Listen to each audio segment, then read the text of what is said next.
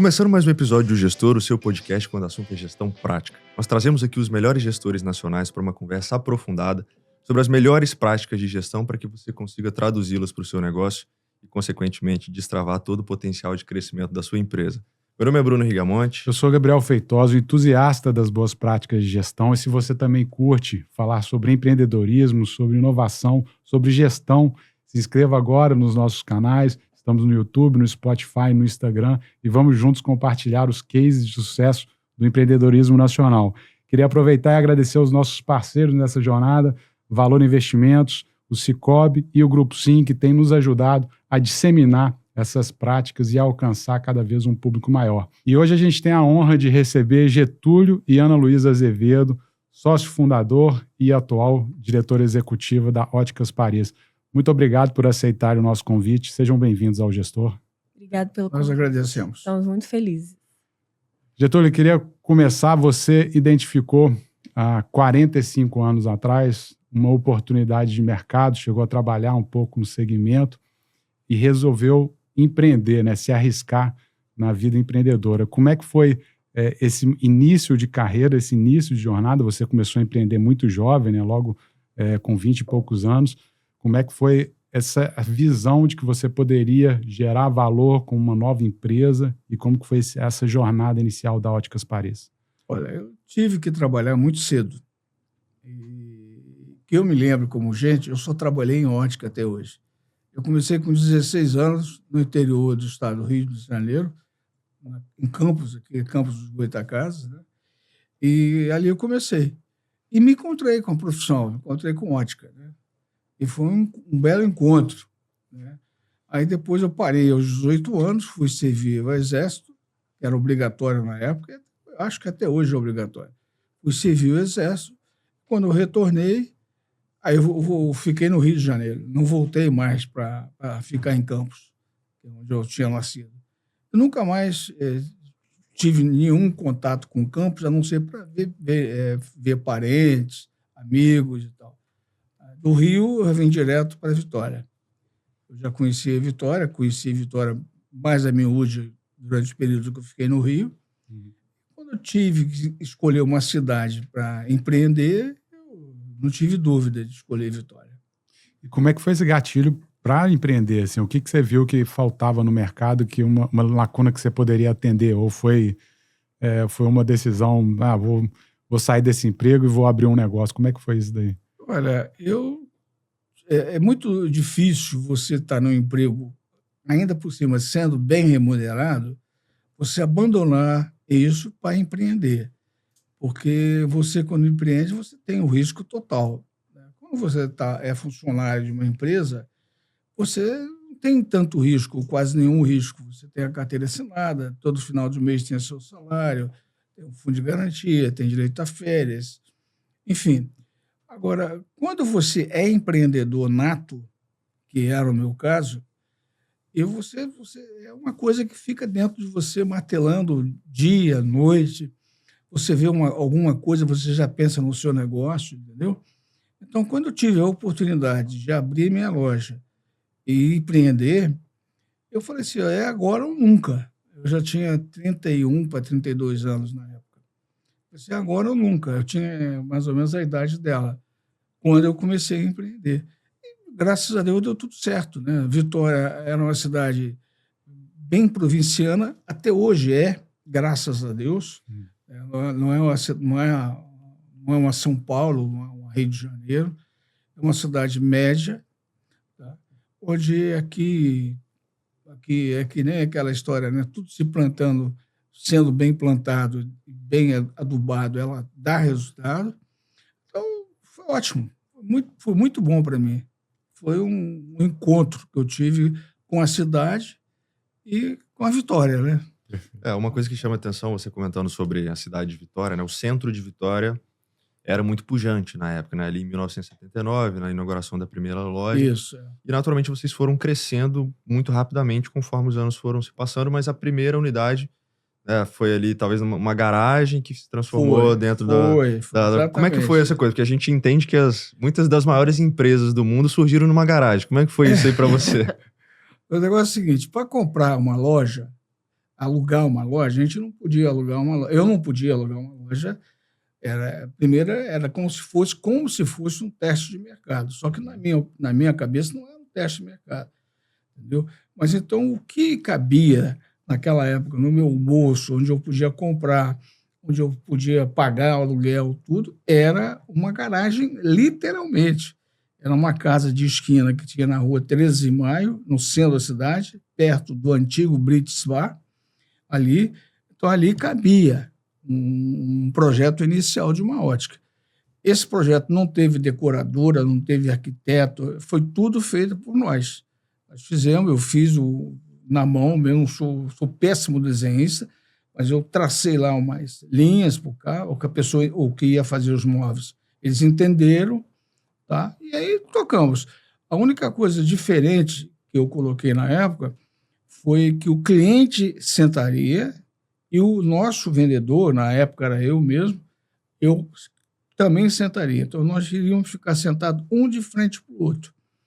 E, normalmente, antigamente, o comprador ficava em pé e o vendedor em pé. Eu mudei, o nome também não era vendedor mais, era consultor óptico. Nessa altura, eu já era técnico em ótica, entendeu? Era consultor óptico. E daí para frente, realmente, o mercado aceitou muito bem. Acho que menos de um ano eu já abri a segunda loja, entendeu? E daí parti. Aí veio a terceira, veio a quarta, veio a quinta, e aí o sucesso veio acontecendo, naturalmente, entendeu? Eu vou pegar esse gancho aí do consultor ótico, porque vocês trabalham muito a formação dos vendedores, né, internamente, para que eles liderem esse processo enquanto consultor, né? Exatamente.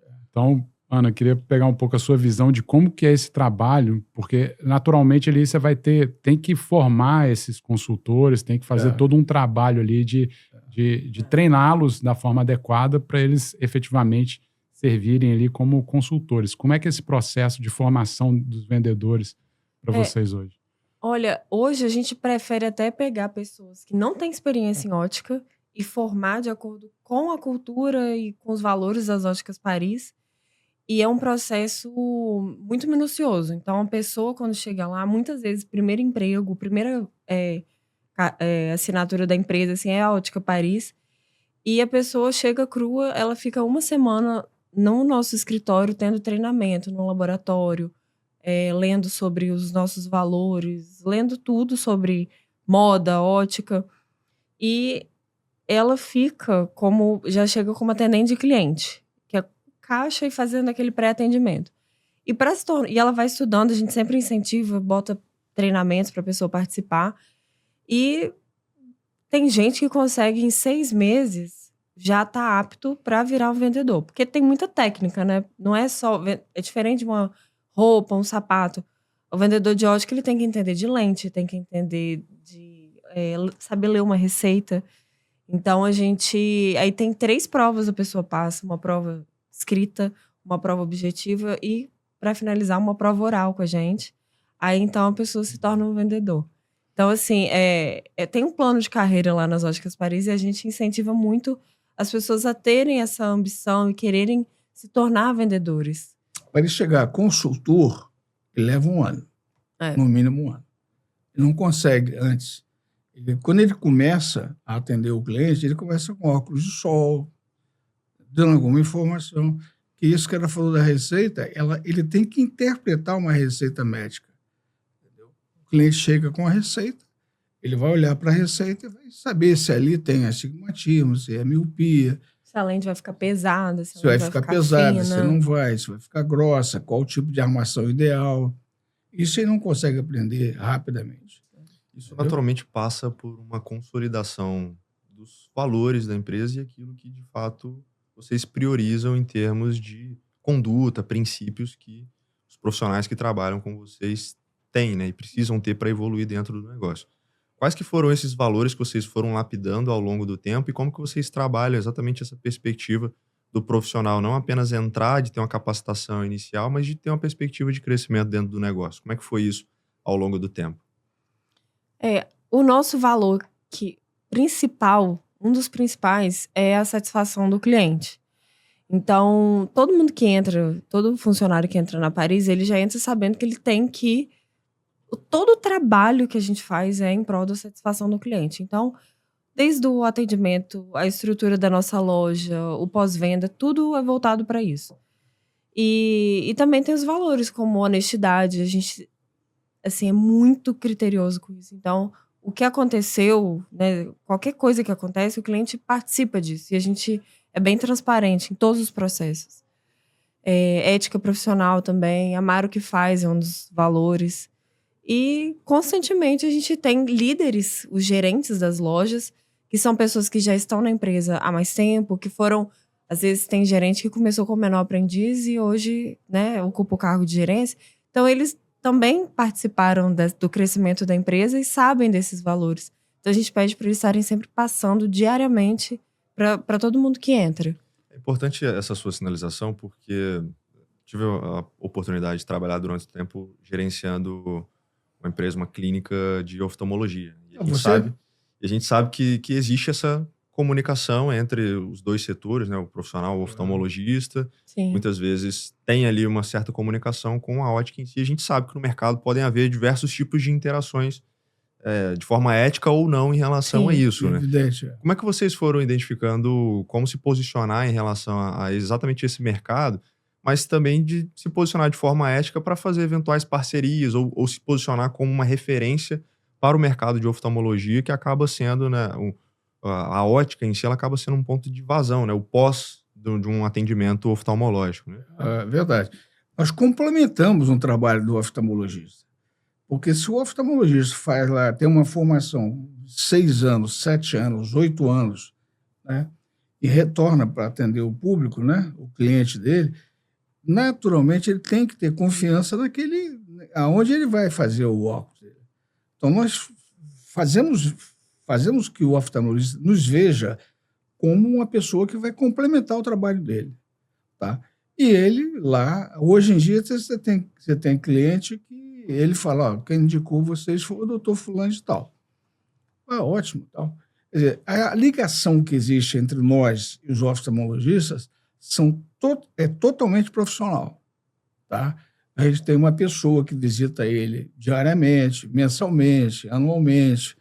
Nós participamos de congressos, deles aqui em Vitória, de seminários, palestras. Nós contratamos, por exemplo, uma pessoa da Roya, que é um fabricante de lentes, ou da Varilux, ou da Varilux, ou da Rodenstock, para vir a Vitória dar palestra. Aí tem um jantar, a gente convida o oftalmologista. Essa é uma ligação muito saudável e a melhor ligação que tem com o oftalmologista é essa. E o oftalmologista nos vê também como profissional, entendeu? Se ele tem alguma dúvida de lentes, ele nos liga, a gente esclarece a ele, entendeu? É um trabalho muito complementar, assim. Então, a gente tem um setor de pós-venda que está sempre preocupado nessa satisfação do cliente. Então, o cliente não está se adaptando. E a gente tem uma técnica ótica que vai até o consultório do médico entender junto com ele a altura, talvez diminuir um pouquinho um astigmatismo, alguma coisa, fazer um trabalho conjunto mesmo, para justamente o médico sentir confiança na gente, saber que ele está respaldado. Porque se ele indica uma ótica que não vai dar esse respaldo para o cliente, acaba que o nome dele também está na reta, né? Então, ninguém quer se associar à imagem a uma empresa que não tenha qualidade.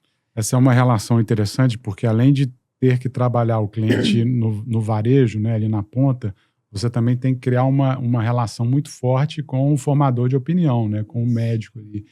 Claro. E muitas empresas precisam de desenvolver. Você tem quase que dois ICPs, dois clientes-alvos que você tem que trabalhar. O cliente direto e o cliente indireto. É verdade. E o colaborador interno também é outro cliente.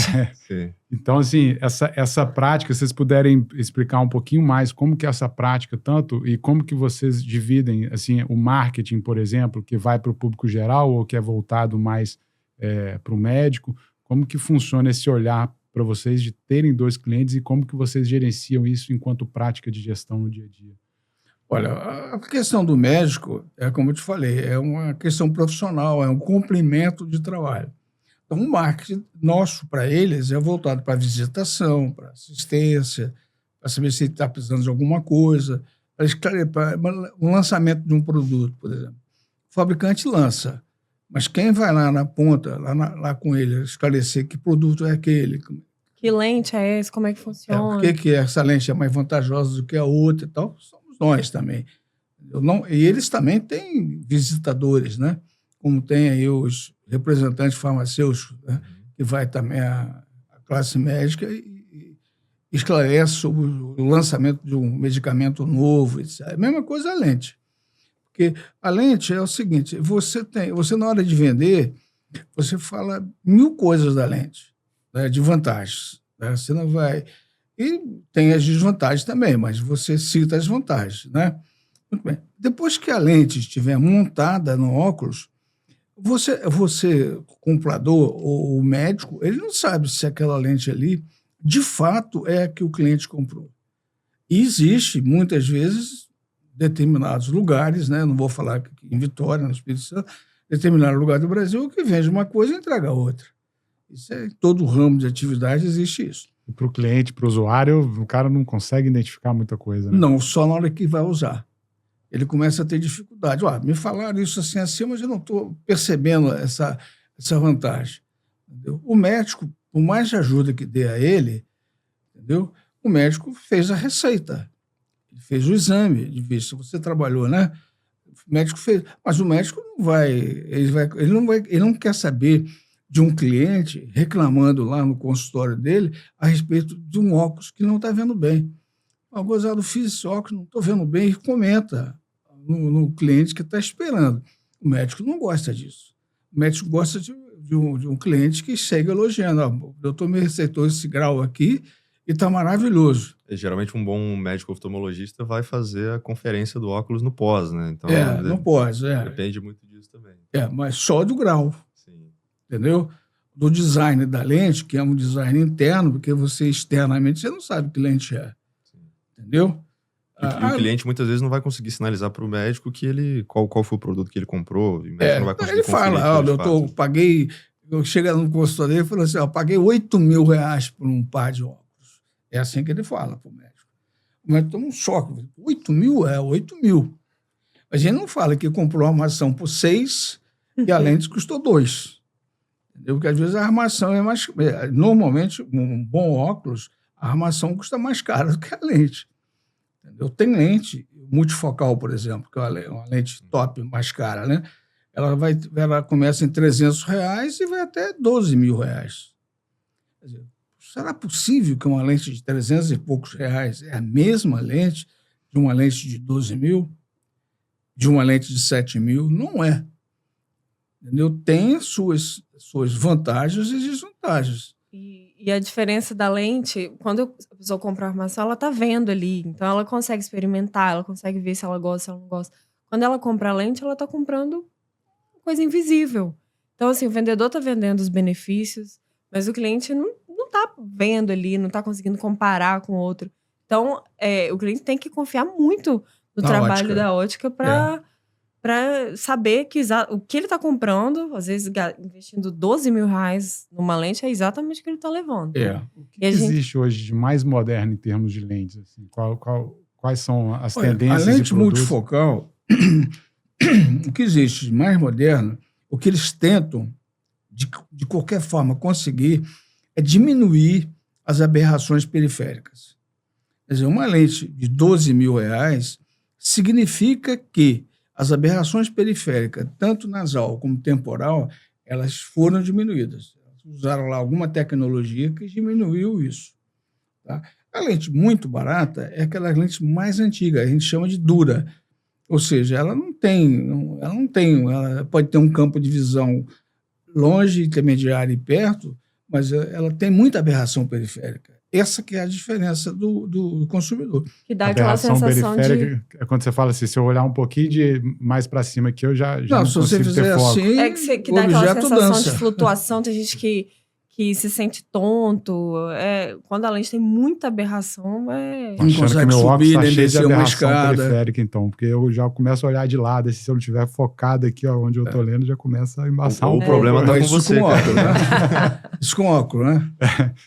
Acabei não, eu tenho 41, então eu cheguei naquela parte que eu nunca Tá precisei de óculos, mas agora pra Agora você leitura... precisa esticar a Agora mão. tem. E agora isso, não dá mais. Na né? verdade, O braço tá curto. Exatamente. O braço peguei o começa- pau de selfie aqui, foi até onde podia, agora eu tô precisando agora de... está curto. Agora. Porque a partir dos 40 anos começa um problema, que é o da presbiopia, que é o envelhecimento do cristalino. O cristalino não atende mais. Quando você não tem problema nenhum, é jovem, você olha longe, infinito, depois você puxa para cá e Consegue ok, focar. Ok, se você não tiver nenhum miopia, outra coisa, né? Quando você atinge os 40 anos, você começa a sentir esse problema que você está sentindo. Você olha para o Começa a ficar infinito, mais ótimo. preguiçoso, né? Feitosa, o começou a dar ruim pra você, não queria falar nada não, mas... Você Mas vai é- chegar, fica tranquilo. Mas isso é uma coisa que, olhando assim, né, de 46 anos pra cá, né, no tempo que vocês atuam aí com óticas e, obviamente, existiram muitas mudanças e adaptações tecnológicas, inovações que a gente está falando agora, talvez do que há de mais inovador. Mas como que vocês foram se adaptando em relação a essas necessidades de investir eventualmente em equipamentos, em laboratórios, em se adaptar a produtos que muitas vezes vinham do mercado de referências para também começarem a se tornarem referências em produção. E aí depois a gente entra de forma mais específica nos produtos proprietários que vocês têm. Mas como que foi essa evolução ao longo do tempo?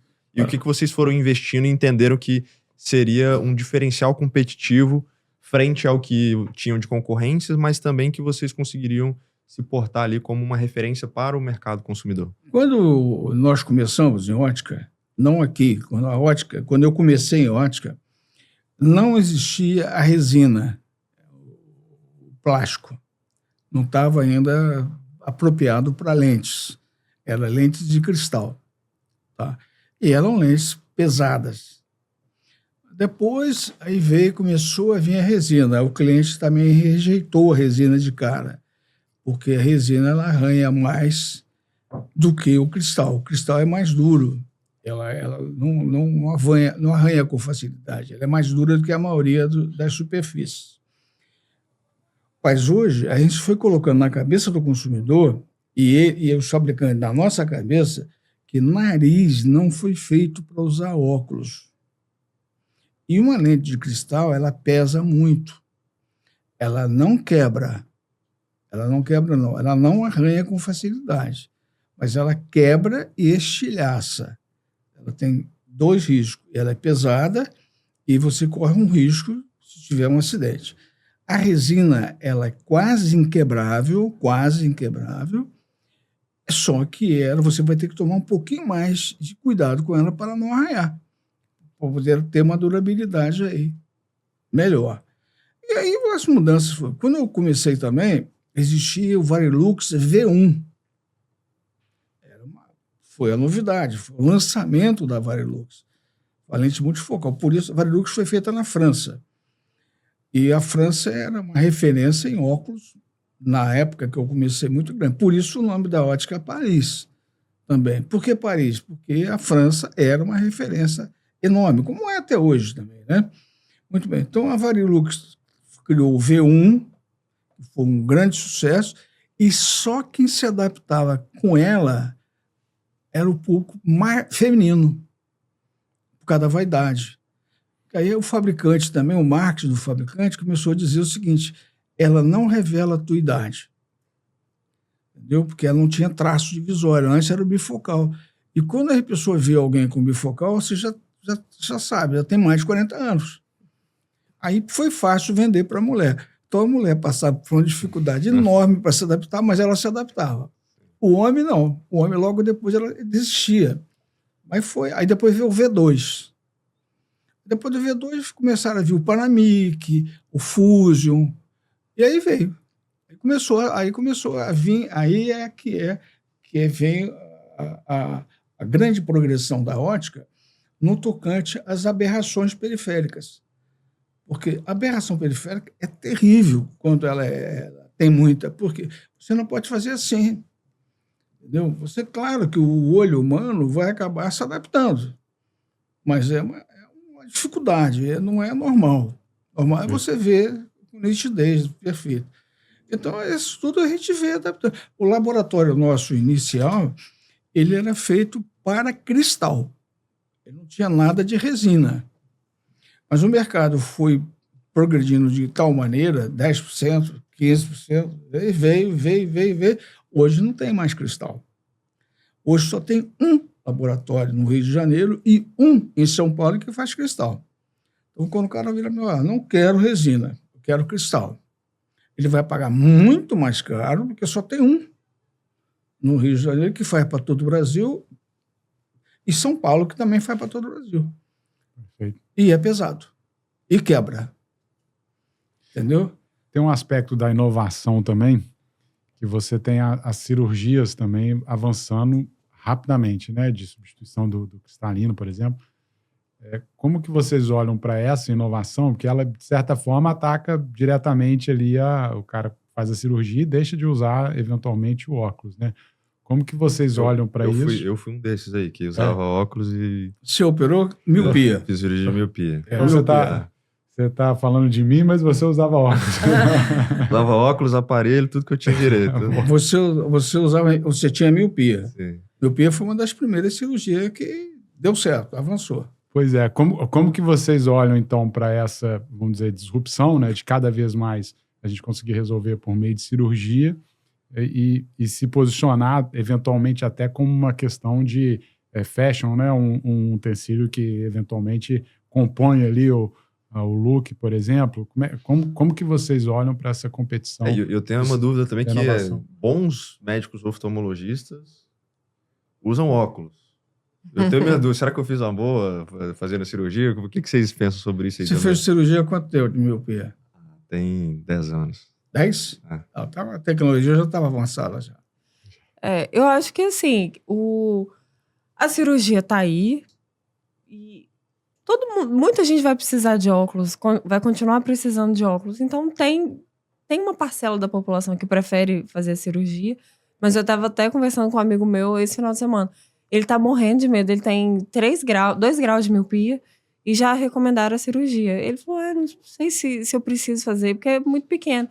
Então, assim, vai ter gente realmente que vai deixar de usar óculos, mas vai passar a usar óculos de sol, porque vai ter mais fotofobia. Então, o mercado tá aí para todo mundo, para quem quer fazer cirurgia, para quem vai querer usar o óculos, para quem tem medo, né, de fazer cirurgia, para quem prefere. E, às vezes... não é toda cirurgia que a pessoa deixa de usar óculos. Às vezes acha que vai deixar de usar óculos, mas volta a usar. A gente tem alguns casos. O meu já tá voltando um pouquinho. Então, daqui a pouquinho por vai exemplo, voltar. Eu usava óculos de perto. Sim. Aí comecei a ter problema de longe, eu operei catarata dos 2 olhos, que é tirar o cristalino e colocar a lente intraocular. Vai para perto, eu continuei tendo um residual. E entendeu? tem fotossensibilidade também, né? Aí você não vai tirar toda hora, tira, e para chegar de perto. Depois... Não, então eu fiz o quê? Um multifocal.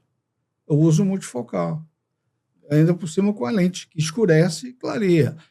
Eu não preciso usar 2 óculos, um de sol e outro de grau. Eu uso só um, que escurece no sol e clareia dentro de casa. O ouvinte que ficou pensando assim, qual lente vale 12 mil? É essa que vê para perto, para longe, escurece. Não, essa pode começar em 800, 900, 1.000 e poucos reais. A de 12 deve ser a que você vê até através da parede. Isso, mais ou menos. Uma curiosidade, aquela lente amarela, ela funciona para visão noturna? Aquilo é um fato? Assim, vocês trabalham com esse tipo de lente? Porque eu já vi recomendarem. Eu gosto, por exemplo, de dirigir à noite. Eu tenho as crianças mais novas, aí elas vão dormindo e eu vou dirigindo. Uhum. Só que eu não sei se isso é mito, se é verdade. Como que funciona essa lente? As cores, elas têm os contrastes, né? Então, às vezes, num dia chuvoso, que tá mais cinza, o amarelo vai realçar mais as cores. Ou dizem que para dirigir durante o dia, a lente marrom é a ideal, porque aumenta o contraste na estrada. Então, melhora, mas não vai fazer um milagre que, nossa, assim, vai fazer a diferença. Mas alivia, sim, ajuda.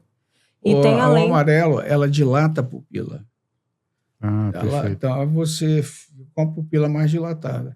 Sendo a dilatação de pupila, você começa a captar mais luz. Entendeu? Aí começa a melhorar a visão. Mas não pode usar durante muito tempo. Você vai chegar com dor de cabeça, mal-estar e não sabe por quê. Amarela não pode usar muito tempo. Existe uma lente amarela que até você pode usar um multifocal com residual amarelo, que é uma lente muito boa. Entendeu? Mas não pode. Essa lente aqui você pode usar tempo. Mas uma lente amarela, essa que anuncia na internet, que essa aí não aconselho. Tem sempre que ter proteção. Já que a gente está no momento consultoria e o oposto, né? Quem trabalha com computador, né? Quem está escutando a gente fica às vezes muito tempo no computador, aquele que tem filtro de luz azul também, funciona aquilo? Funciona. Funciona. Isso é muito bom. Isso é diferente da amarela. E tem que lembrar que não é... Inclusive a Oakley lançou uma coleção de 100% para gamer. Que é uma lente levemente amarelada, justamente para descansar os olhos, né? Então é uma tendência. Mas tem que lembrar que o filtro azul ele não bloqueia a luz azul. Ele só filtra. Porque o ambiente tem luz azul. O sol emite luz azul. Mas tem quando vem da tela de celular, computador, essa é a luz azul nociva. Que é onde o filtro entra e capta, né, essa luz e filtra para nossa visão. E ele tem um leve residual amarelo. Acho que era essa que você estava falando, do residual amarelo, né? Não, mas não é a lente azul que eu estava falando. A lente com filtro azul, ela deixa levemente amarelado. Tanto é que a gente não pode vender para fotógrafo, para dentista, porque precisa ali de ter clareza e nitidez naquele tom, no branco. Então, assim, o filtro azul ajuda e funciona assim. Isso tudo eu imagino que foram inovações que foram surgindo ao longo do tempo também. Sim, como a gente estava né? falando do cristal, da resina, desse tipo de inovação para dirigir à noite, ou até mesmo para filtro. A luz azul, ela é necessária para o ser humano. Ela não é uma luz totalmente perniciosa, não. O que acontece é que o excesso de luz azul, depois das telas de celular, de computador, de televisão, aí sim o excesso prejudica. Então aí veio a ideia de filtrar a luz azul, mas não bloquear, porque ela não pode bloquear. No início, eles começaram a vender a ideia de bloquear a luz azul. Ela não pode. Se estiver bloqueando a luz azul, ele tem uma caneta de luz, o cara bota debaixo do papel branco, né? Tipo um laser, assim. Tipo um laser. E apresenta e vende a ideia que não está passando a luz azul. Essa lente não serve. Ela tem que passar a luz azul. Ela não pode passar com excesso. Sim. Mas a luz azul é muito boa. Ia pensando exatamente nessa necessidade de adaptação, de se posicionar como uma referência no mercado, mas também de entendendo que é uma empresa tão longeva, vocês tiveram a capacidade de fazer e estarem fazendo uma sucessão dentro do próprio negócio.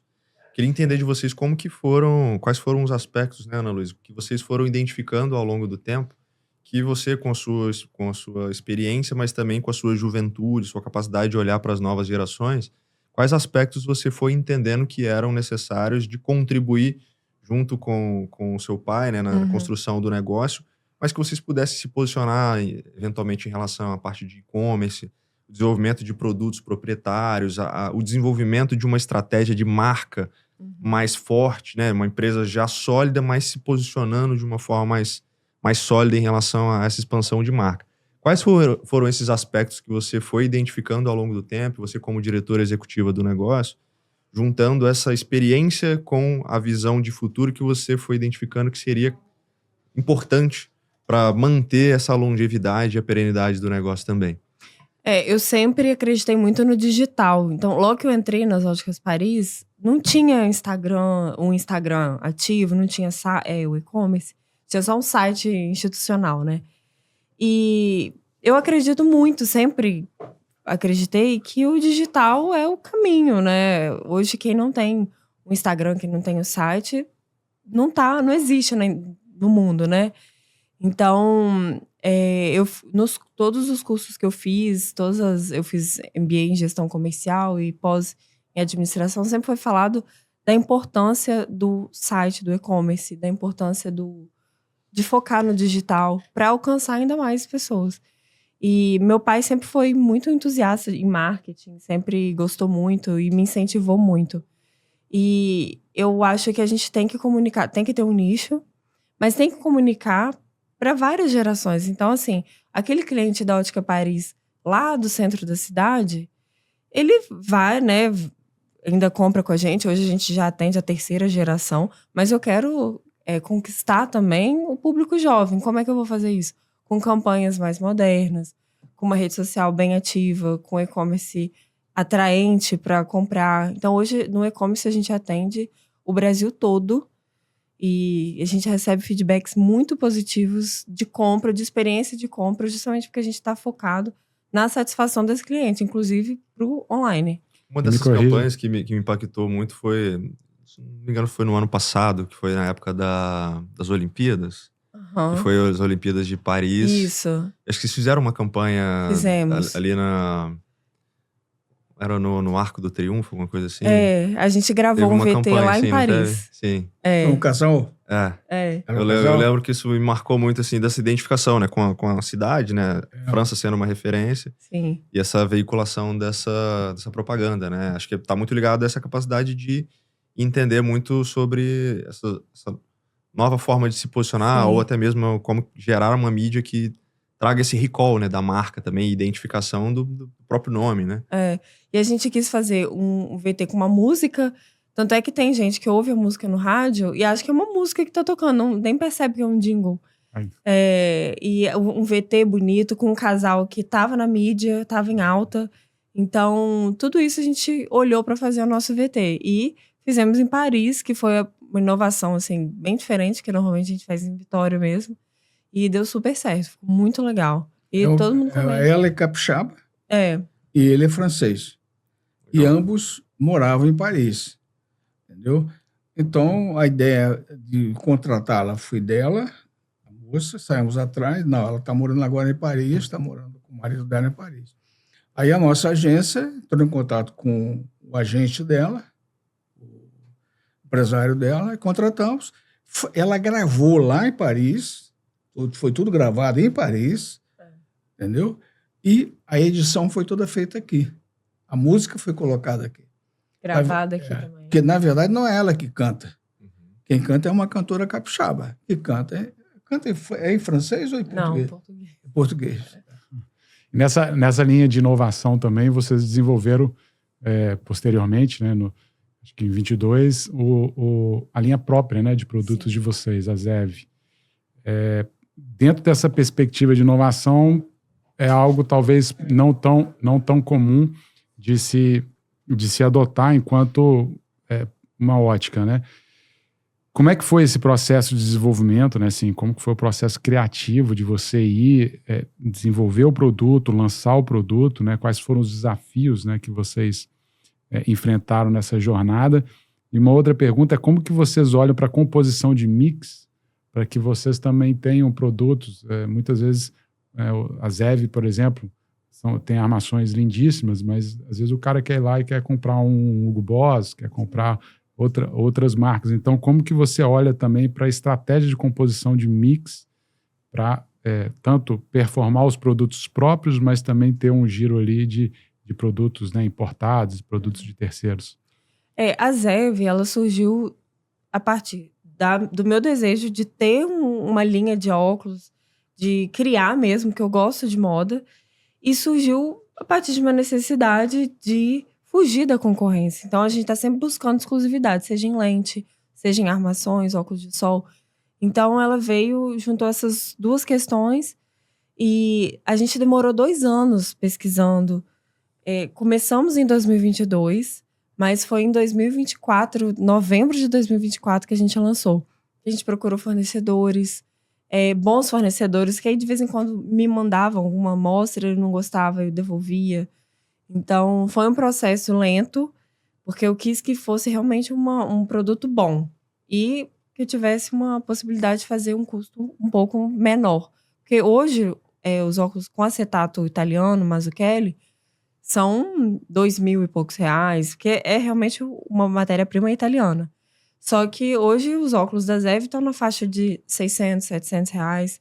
Então, foi uma pesquisa grande que a gente fez. E a gente encontrou um fornecedor muito bom, que gosta muito de design também. E então, eu e ele, a gente troca muita figurinha. E ele aí faz tanto a produção dos óculos, como essa parte de moda. Então, eu penso, eu queria uma lente assim, assado, um acetato desse jeito e tal. Aí ele vai, busca, e a gente tá sempre conversando. Então, foi um casamento que deu certo, assim. E a Zev hoje tá indo bem. Sobre o mix de produto que você perguntou. A gente continua vendendo e vende, a maior parte das nossas vendas é de produtos importados, né? Não só importados, mas de outras marcas. Mas a Zev veio como uma outra opção, e eu quis fazer justamente peças diferentes para a pessoa. Eu queria um óculos diferente. Aí a pessoa vai ter a Zev, mas tem gente que é mais básico, ou que viu na blogueira. Aí isso a gente tem que ter também, né? Tem jeito. E a Zev tem um preço médio, um preço muito bom. O preço máximo é R$780, entendeu?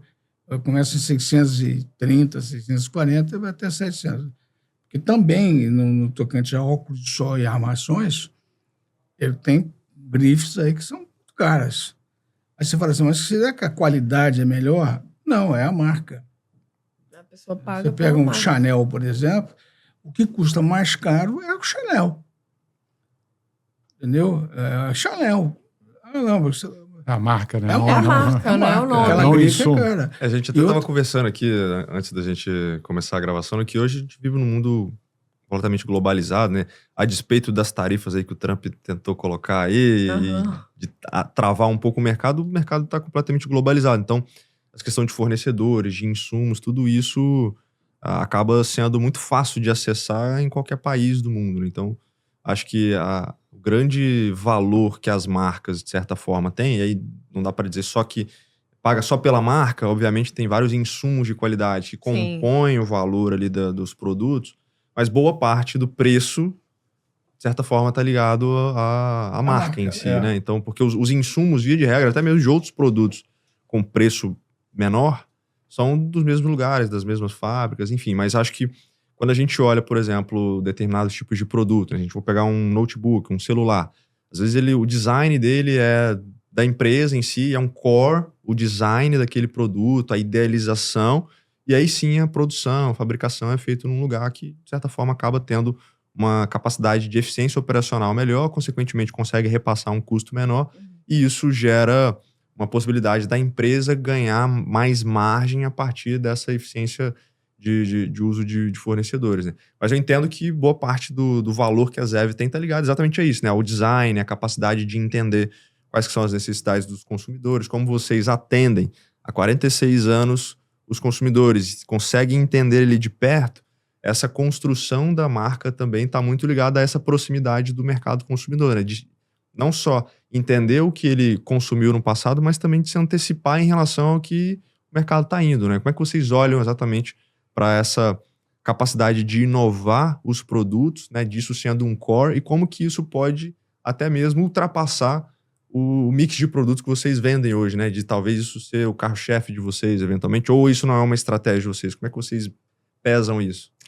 Olha, assim, a Zev, o lançamento dela foi em novembro de 2024, então eu sou realista. Por enquanto, não dá para competir com grandes grifes de óculos, né? Porque eles estão sempre investindo em influenciadores internacionais. E estão sempre lançando várias coleções. Só que o foco da Zev é justamente esse dinamismo. Então, conversa com o meu cliente, eu percebo que ele sente falta de um tipo de óculos, de um tamanho, de uma cor. Aí eu já converso com o meu fornecedor e a gente desenvolve junto. E eu consigo entregar. Então, é um óculos, uma marca que eu construo junto com o meu cliente, né? Ouvindo as demandas dele. E como a gente está sempre viajando também em feiras, em eventos, a gente acaba que consegue ver muitas tendências na Itália, na Europa. Apesar de tudo que tem na Europa hoje em dia, pela globalização, é a mesma coisa que você encontra no Brasil e muitas vezes por um preço bem menor. Então, a gente acaba conseguindo se antecipar e cria esse mix de produto, esse design mais diferente. Mas, por enquanto, hoje o foco não é transformar a Zev no primeiro produto. Mas, sim, poder oferecer para o cliente um produto diferenciado, com design mais exclusivo e cores diferentes também. Essa é a ideia por enquanto. Mas a gente tem sonhos grandes, né? É uma marca que ficou muito legal. A geração Z, assim, de várias blogueiras adorou, várias influenciadoras, né? De mais novas, assim, elas adoraram que eu peguei óculos bem modernos. Então, pode ser, e eu percebo que é um público que vai ser cada vez mais consumidor de Zev. Então, esse que é o meu foco. Geração Zev, né? Gostei. Geração Zev, boa. Depois você paga um royalty. Esse slogan pega. Agora, mesmo. quanto ao mix de produto, vai muito do feeling também. Entendeu? Vai muito de você entender do ramo. Uma coisa que você só consegue vender bem se você comprar bem. Se você comprar mal, você não vai conseguir vender bem. E o que é comprar bem? É você comprar com preço, qualidade, prazo, desconto. Essa é a briga que você tem que ter lá na frente para poder você oferecer isso para o seu consumidor. Entendeu? Então, se você compra bem, você vende bem. Se você compra mal, você vai vender mal. O estoque fica parado. O estoque fica parado e aí você não consegue giro. Porque o comerciante, qualquer setor de atividade, ele ganha muito no giro. Não adianta você querer ganhar muito em cada óculos, que é o nosso caso, né? E você vai perder cliente, não né? ter giro. É preferível você ganhar menos em cada produto e ganhar mais no giro. Nós somos hoje um dos maiores compradores de óculos de sol e grau de uma grande fornecedora mundial, que é a Luxottica, EssilorLuxottica. Ele nos leva para a Europa, faz denguinho, não sei o que, faz agrado. Nós temos os mesmos prazos que as grandes empresas, que têm 1.000 lojas, 700 lojas têm. Por quê? Porque nós compramos bem, não só em quantidade, como em qualidade também. Sim, um ponto que você comentou que eu acho extremamente importante é essa capacidade de vender, não apenas para o seu cliente final, mas um bom vendedor também é aquele que sabe negociar com o fornecedor, né? Que claro. Ele só consegue vender de que ele vai ter volume, que ele vai ter capacidade de pagamento. Então, de certa forma, venda também, né? De você fazer uma boa negociação. Eu entendo que isso é uma forma de crescimento, né? De você ganhar volume, tendo uma margem legal, com o seu consumidor consumindo o seu produto, entendendo o valor que ele possui. Mas existe uma outra via de crescimento do negócio, que é por expansão de lojas, né? Então, se eu tenho novos... Ou eu cresço, ou eu vendo... o mesmo produto em novos mercados, ou eu vendo produtos diferentes do mesmo mercado. Então, tem essa capacidade. Entendo que com a Zev, de certa forma, eu estou vendendo novos produtos num mercado que eu já estou inserido, porque eu já tenho as lojas estabelecidas, eu já tenho o e-commerce, eu já tenho o meu público. Isso. Mas como que vocês olham para outra via de crescimento? Ou seja, de vender esses mesmos produtos em novos mercados, de fazer expansão. Vocês olham para uma ótica de ter apenas lojas proprietárias, uma ótica de ter franquias? Como é que é isso para vocês? O que vocês vislumbram para o futuro da expansão do negócio de vocês? A gente já recebeu vários pedidos de franquia.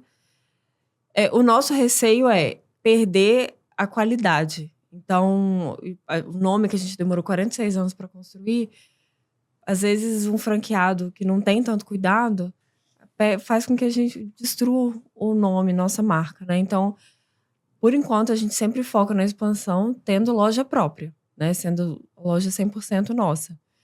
E eu acho que tem muita empresa que sai abrindo um monte de loja, não analisa o ponto. E isso acaba inflando, às vezes, um ego. Eu tenho tantas lojas, mas não performam bem. Então, a gente sempre foca mais num ponto assertivo. Lógico que a gente tem muitas oportunidades, né? Em Vitória, Grande Vitória. Mas a gente prefere ficar nos melhores pontos em Vitória para justamente vender e ter uma performance muito boa, ter um giro muito bom. Mas a gente tem desejo, sim, de expandir para outras cidades do interior. Mas, assim, o desafio é manter a qualidade e o prazo também. Às vezes, um óculos precisa ficar pronto mais rápido. Então, às vezes, a gente encontra esses obstáculos, né? Esse ano, por exemplo, eu acho que a gente vai abrir aí mais umas 2 lojas.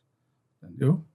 Acho que aqui em Vitória, em Grande Vitória, nós já temos Vila Velha, Vitória, Serra, e aqui nós não temos em Cariacica, já tivemos em Cariacica, mas a imagem da empresa para Cariacica ainda não está legal. Tinha que ser uma ótica com imagem mais popular. Apesar de que, se o consumidor final for fazer uma consulta, uma pesquisa, onde é que vende mais barato, não é onde ele pensa que está mais barato. Não é na ótica popular. Entendeu? Ele deveria vir, vou fazer meu comercial, ele deveria vir à Ótica Paris também, fazer uma pesquisa e fazer avaliação. Porque às vezes as pessoas preferem, não, lá tem muita qualidade, então o preço é mais alto. E às vezes não é mais alto. Justamente, às vezes você tem um volume para competir em termos de preço. Né? Tem um aspecto que eu acho que é emblemático, né, na gestão de vocês, que é a harmonia que a gente consegue ver numa gestão familiar. Né? E também você conseguir trazer, Getúlio, uma jovem executiva, né, uma filha para dentro da operação, é algo que alguns empresários lutam e têm muita dificuldade. Né? Então, você vê vários negócios que hoje chegam, o fundador está ali nos seus 60, 70 e não conseguiu formar, está deixando para pensar isso muito lá para frente e vai ter um problema para gerir. Vocês, ao contrário, fizeram um passo, né, Ana entrou bem jovem dentro da empresa, trouxe um viés de inovação muito forte, que é importantíssimo, então, né, uma geração de valor muito grande para o negócio.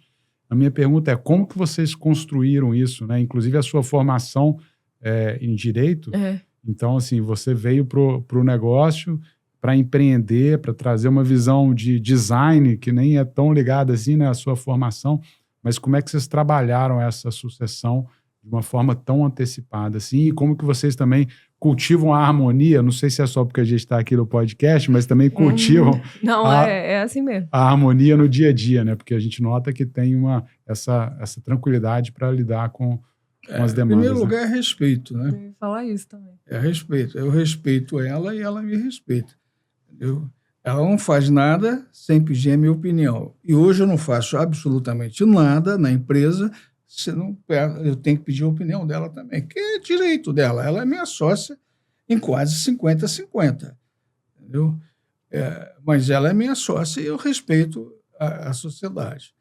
Então, a harmonia, eu dei muita sorte, como sempre na minha vida. Quando ela se formou em Direito, logo depois que ela se formou, no mesmo dia ou 2 dias depois, ela falou: papai, eu não quero fazer Direito.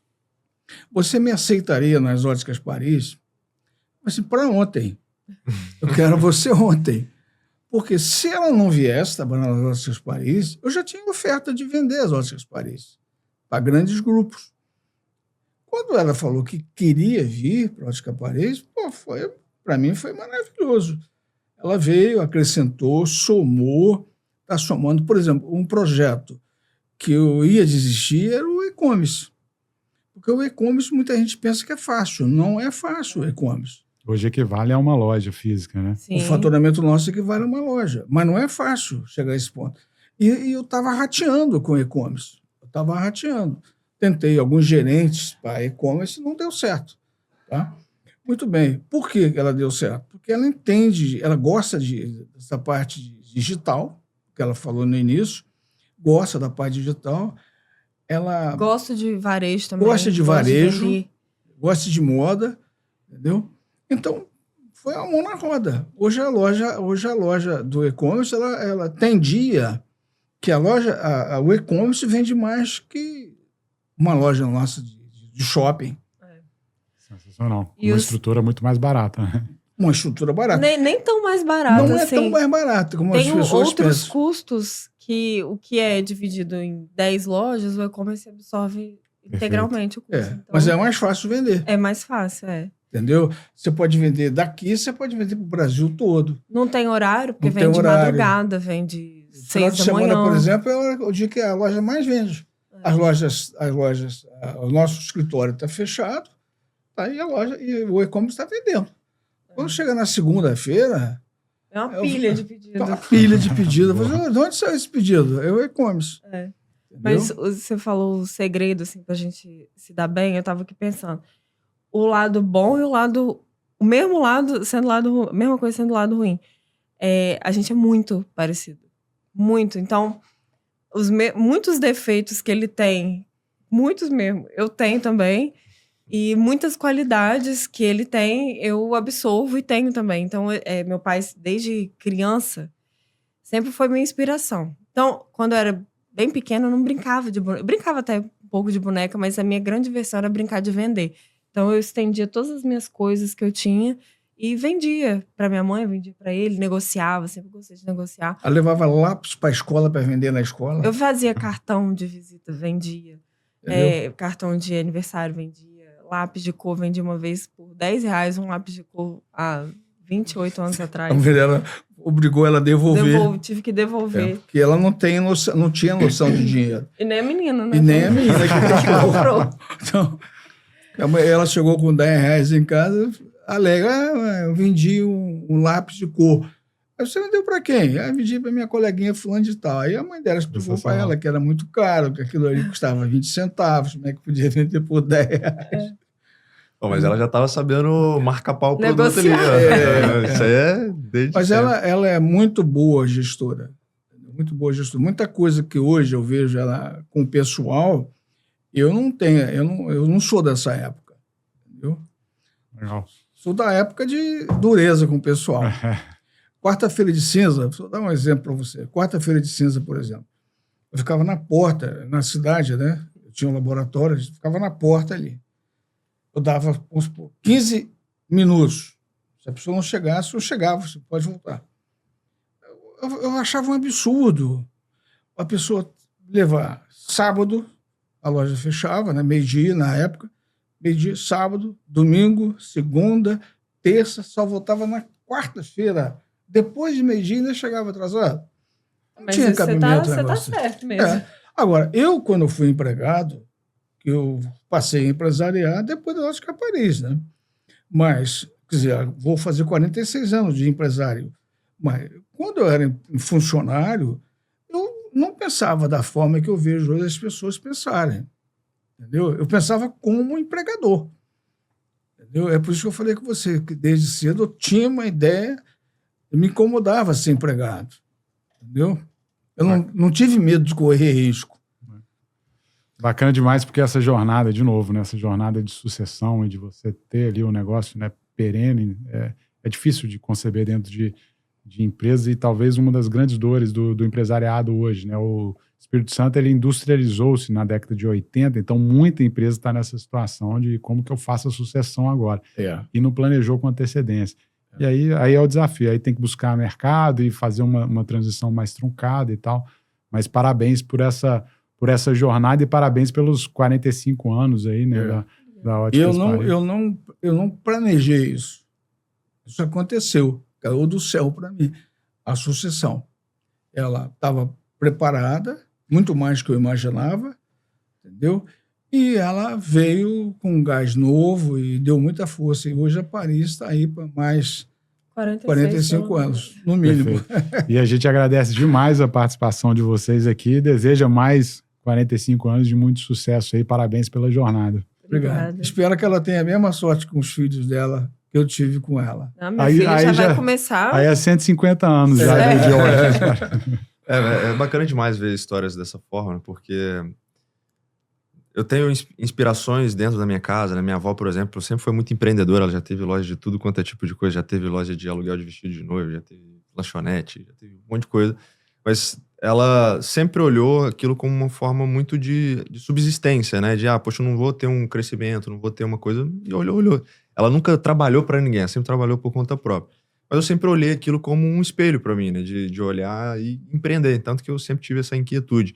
E é legal ver histórias como a sua, Ana Luísa, você também, Getúlio, de ter essa inspiração, porque às vezes muitos dos problemas que as famílias, né, ou os negócios familiares acabam tendo nesse problema dessa sucessão, é que muitas vezes os filhos não admiram aquilo que o pai se tornou ou a rotina que o pai tem. Então ele não quer se tornar o que o pai ou a mãe é.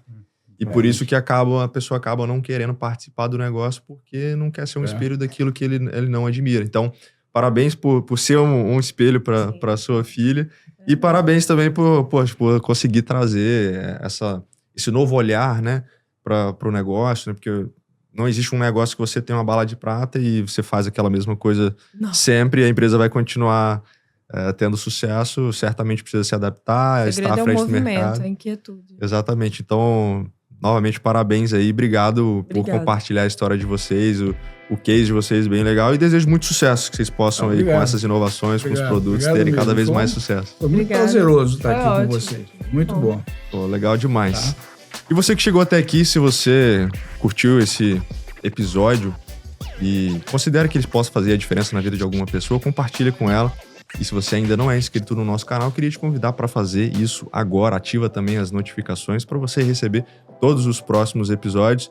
Se você quiser maratonar todos os episódios que a gente construiu até aqui, fica aí o convite também. Queria agradecer aos nossos parceiros, a Valor Investimentos, o Cicobi, o Grupo Sim e também a Fervo Digital. Hoje aqui a gente está novamente aqui com o Daniel, fazendo a produção desse nosso conteúdo. A gente vai ficando por aqui. Um abraço, valeu e até a próxima.